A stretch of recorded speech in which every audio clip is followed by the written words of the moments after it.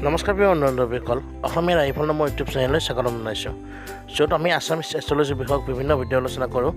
আহক তেন্তে আজিৰ ভিডিঅ'ত জানি লওঁ কোনকেইটা ৰাশিৰ 27 ছেপ্টেম্বৰ তাৰিখে 2020 চনত ভাগ্য খুলিব আৰু তেওঁলোকৰ ভাগ্যফল কেনেকুৱা হ'ব।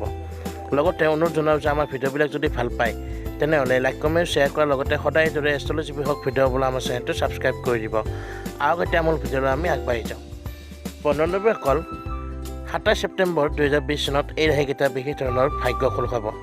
এওঁলোকৰ ভাগ্য সুপ্ৰসন্ন হ'ব, যাৰ ফলত তেওঁলোকে বিভিন্ন দিশত সফলতা লাভ কৰিব, জীৱনত উন্নতি কৰিব, মনৰ আশা পূৰণ হোৱা দেখা হ'ব, জীৱনত আগবাঢ়ি যাব পাৰিব আৰু বিভিন্ন দিশত সফলতা লাভত যোগ আছে। এওঁলোকে বিভিন্ন ক্ষেত্ৰত বিশেষ ধৰণৰ উন্নতি লাভ কৰিব, সুখবৰ লাভ কৰিব, আৰ্থিক অৱস্থা মজবুত হ'ব, ব্যৱসায় বাণিজ্য উন্নত হ'ব, ঘৰ সংসাৰত সুখ শান্তি সৌভাগ্য সকলো বৃদ্ধি হ'ব। মোৰে চাবলৈ গ'লে সকলোতে উন্নতি ঘটিব। এই বিশেষভাৱে ভাগ্যৰ ৰাশিকেইটা হৈছে মেষ, বৃষ, মিথুন, কৰ্কট আৰু মীন ৰাশি। বন্ধুসকল, এইকেইটা হৈছে প্ৰধান ৰাশি যিকেইটা 27 ছেপ্টেম্বৰত ভাগ্যৰ ৰূপে পৰিগণিত হৈছে।